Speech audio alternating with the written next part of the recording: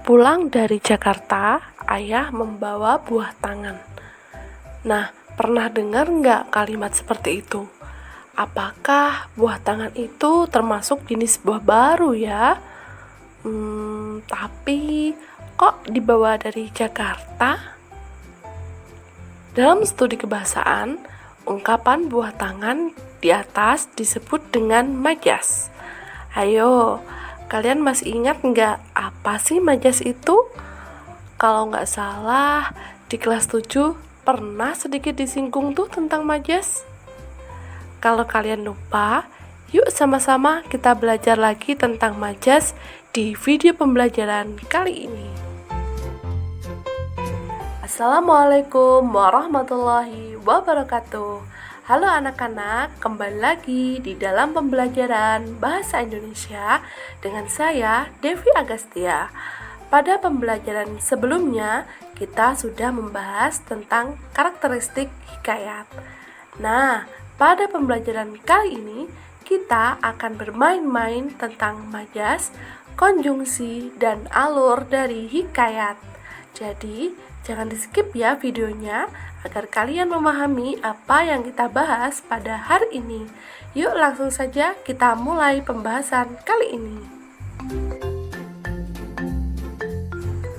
Majas adalah salah satu bentuk gaya bahasa untuk mendapatkan suasana dalam sebuah kalimat agar semakin hidup. Mudahnya, kita pahami bahwa majas itu bisa menjadi ungkapan yang menghidupkan suatu kalimat. Majas melakukan penyimpangan dari makna dari suatu kata yang biasa digunakan. Misalnya, dalam kata buah tangan, bukan lagi memiliki makna buah yang ada di tangan, tetapi memiliki makna oleh-oleh. Penggunaan majas dalam cerpen dan hikayat berfungsi untuk membuat cerita lebih menarik jika dibandingkan menggunakan bahasa yang bermakna lugas. Di antara majas yang sering digunakan dalam cerpen maupun hikayat adalah majas antonomasia, metafora, hiperbola, dan majas perbandingan atau simile. Sekarang, apa sih majas antonomasia, majas metafora, majas hiperbola, dan majas perbandingan itu? Yuk kita bahas satu persatu jenis majas tersebut. Majas antonomasia merupakan sebuah ungkapan dengan gaya bahasa yang menyatakan suatu hal dengan menjelaskan sifat atau karakteristik dari hal tersebut. Dalam majas ini, sifat atau karakteristik tersebut dijadikan sebagai identitas pengganti nama atau nama lain dari suatu hal yang dinyatakan dalam kalimat agar lebih jelas. Penggunaan gaya bahasa atau majas antonomasia sering dimaksudkan baik untuk menaikkan cita rasa suatu objek, menyanjung objek tersebut, atau bahkan menghina objek tersebut. Contohnya, si tamak itu dipastikan tidak akan pernah tenang seumur hidupnya.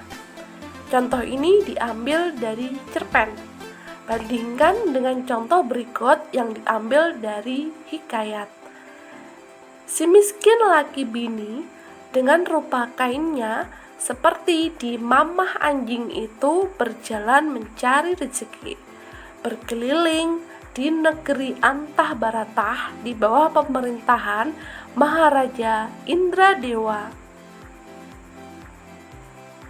Kita lanjut ya pembahasan jenis majas yang kedua yang sering muncul dalam hikayat dan cerpen.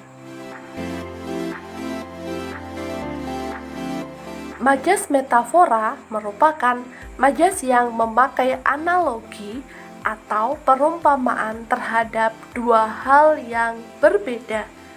Contohnya, anak itu dikenal sebagai kutu buku di kelasnya. diambil dari cerpen. Bandingkan dengan contoh majas metafora berikut yang diambil dalam hikayat. Adapun akan hamba, tuan ini adalah seperti hikayat seekor unggas bayan yang dicabut bulunya oleh tuannya, seorang istri saudagar. Sebelum ke jenis majas ketiga, apa ada yang belum jelas di sini? Kalau sudah paham, kita lanjut ya ke jenis majas yang ketiga. Majas hiperbola adalah majas yang menggunakan ungkapan yang berlebihan dan tidak masuk akal. Contoh, dentuman itu menggelegar membelah angkasa. Diambil dari cerpen. Berikut contoh di dalam hikayat. Harapkan tuan apapun yang terjadi, meskipun jahat atas pekerjaan tuan, insya Allah di atas kepala hamba akan tetap bertahan. Majas hiperbola merupakan jenis majas yang sering dan mudah sekali kita kenali karena kata-kata di dalamnya yang menarik. Setuju kan anak-anak kalau majas hiperbola ini menarik? Nah, sekarang mari kita lanjut ke jenis majas yang terakhir. Majas simile adalah majas yang membandingkan secara eksplisit atau jelas antara dua hal dengan menggunakan kata penghubung seperti layaknya, ibarat, umpama, bak, bagai, dan lain sebagainya. Dilihat sekilas, majas ini mirip dengan majas perumpamaan atau asosiasi. Contoh,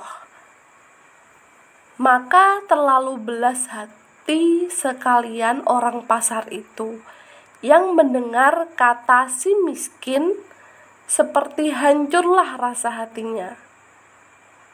Diambil dari hikayat si miskin.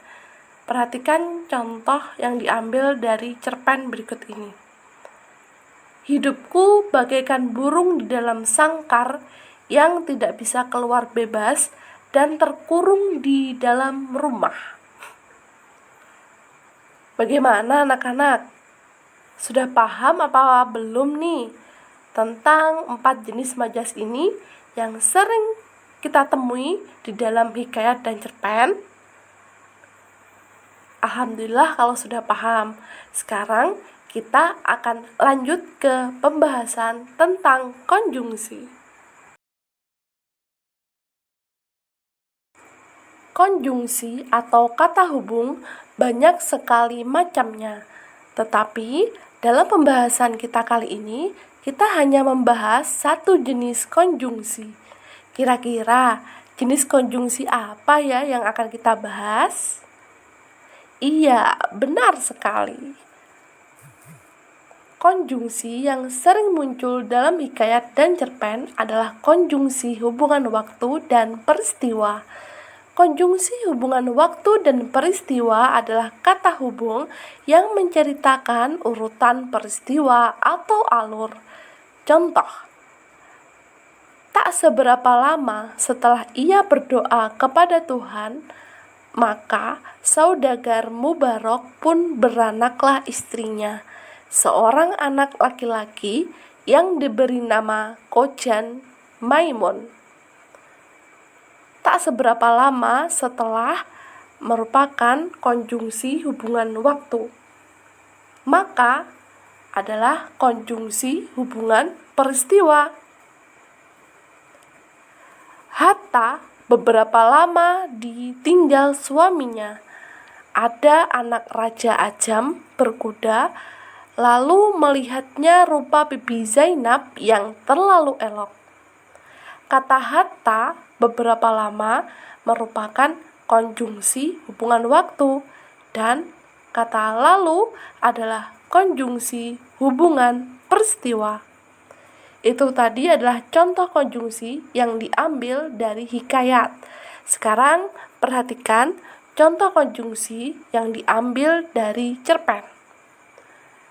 Ketika Laila memutuskan untuk mengungsi meninggalkan kampung halamannya, perih yang melilit perutnya kian menjadi-jadi. Terlampau perihnya hingga seluruh pandangannya terasa buram. Laila seperti melihat ribuan kunang-kunang berlesatan mengitari kepalanya. Selanjutnya, ia menyebut kunang-kunang itu sebagai sang maut. Sang maut yang selalu menguntitnya dan sewaktu-waktu siap mengantarnya menyusul almarhum suaminya.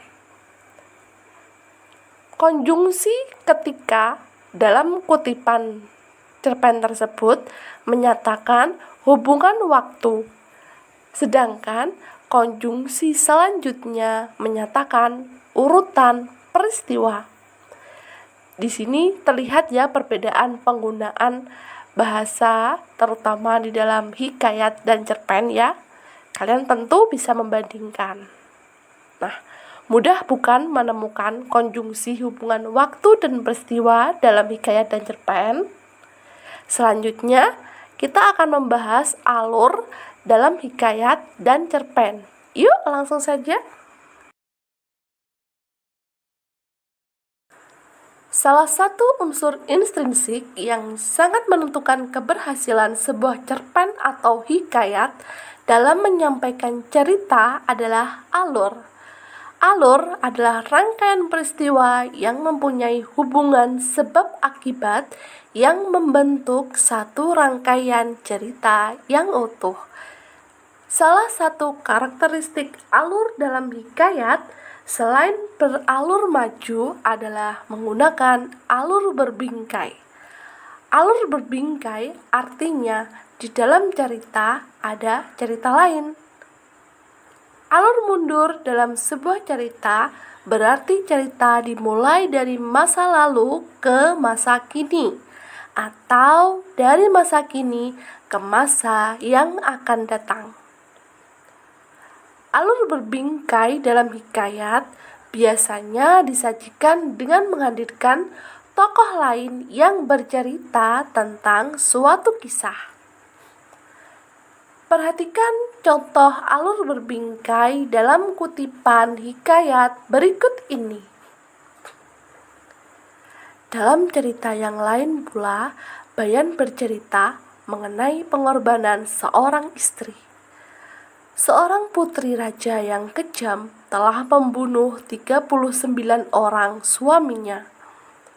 Suaminya yang ke-40 telah berjaya menginsafkan dengan sebuah cerita mengenai seekor rusa betina yang sanggup menggantikan pasangannya, rusa jantan, untuk disembelih.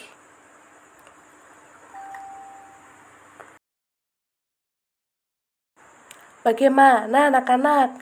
Sudah paham bukan mengenai majas, konjungsi, dan alur dalam hikayat dan cerpen? Tidak sulit bukan membedakan ketiganya dalam hikayat dan cerpen? Alhamdulillah, semoga apa yang kita pelajari hari ini mudah dipahami dan dipelajari. Terima kasih kalian sudah menyimak video ini sampai habis. Sampai ketemu lagi di video pembelajaran selanjutnya ya. Wassalamualaikum warahmatullahi wabarakatuh. Jangan lupa like dan subscribe ya. Sampai jumpa.